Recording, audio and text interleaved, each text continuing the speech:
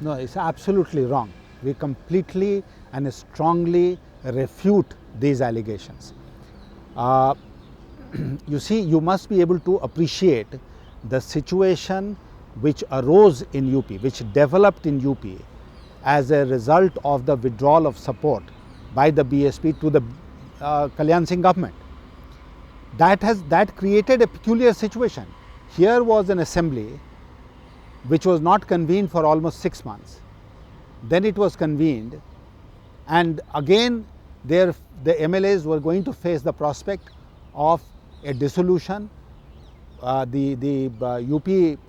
state of UP was going to face the prospect of another spell of president's rule, and people were fed up of this.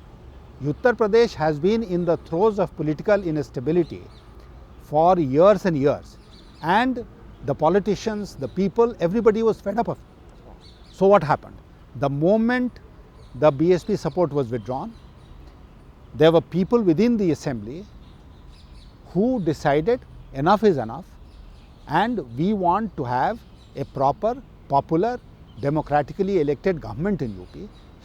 The BJP was in the best position to provide it because we were the single largest party, just short of a majority by a few numbers, and they therefore split on their own and decided to come to the support of the BJP government. Are you not giving support to horse trading? No, we are not. This is not horse trading at all. We deny this. We deny this completely, that there is any horse trading.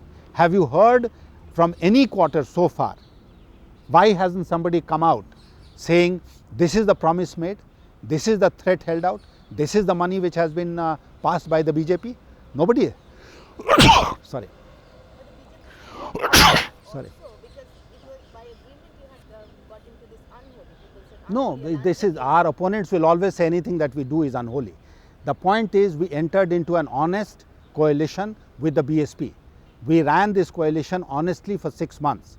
When their period of 6 months was over and it was with the turn of a BJP person to become the chief minister, then all the problems have started, and within less than 30 days they withdrew support.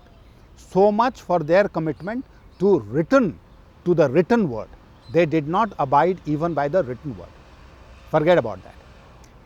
After that, this situation has arisen, and as I said, people are, we have done nothing, absolutely nothing wrong. We have not betrayed the BSP. It's the BSP which has betrayed us. We have not done anything to break this coalition. It is they who have broken this coalition, and they are suffering in the process. The situation is going to come where it's going to be a crisis situation. I mean, in terms of other political parties now reacting to it otherwise in a Why? manner which is not very pleasant to overall situation. No, if parties have their own internal contradiction, if the parties have their own problems, if the parties have dissatisfied people, if there are people within those parties who do not believe in the ideology and approach of that political party, it is not our problem, it is their problem, and they must sort it out. And how do you think, because this was a unique decision after the government recommended, it has been the president's role and he has been placed for this role. So it was a unique decision which came out of, first it was recommended, then again the role order was reversed. It was a unique situation. You see, unique situation in the sense that in Gujarat, these same people had created a precedent that even if you prove your majority on the floor of the House, on the reason or on the strength of violence, good, bad or indifferent in the House, we will impose president's rule and dismiss the majority government. Now, the opposition in UP came prepared with this script.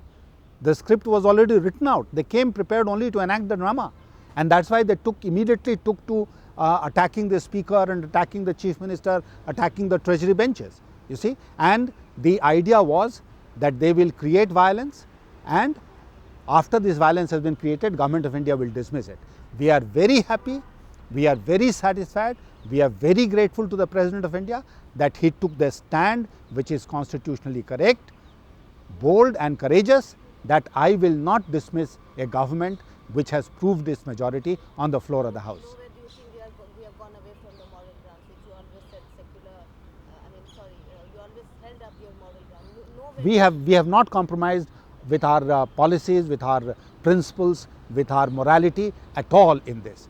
If some people say that morality also consists, political morality consists of saying no to somebody who is willing to support you, then I'm afraid it is not so. And You know, see the whole situation as a constitutional success because ultimately President took a decision which I was think a very healthy precedent has been established by the President in this 50th year of our golden jubilee of independence. A very, very healthy precedent has been established. This is a flat slap in the face of the cabinet here. It is a censure of the governor of UP, and the President has acted impeccably. But sir, just last question. Wasn't this unfortunate? Whatever happened, was it lost to democracy and you were this party was a part? We were not a party. If again, you see, accepting support from somebody is considered sin, then we are guilty.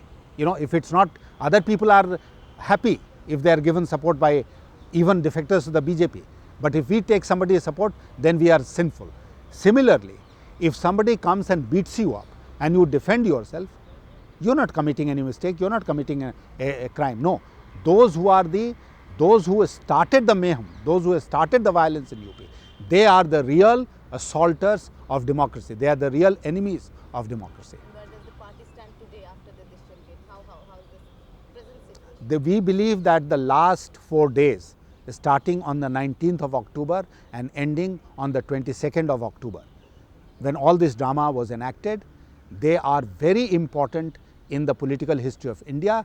They represent a turning point, and now nobody can stop the BJP from coming to power at the center.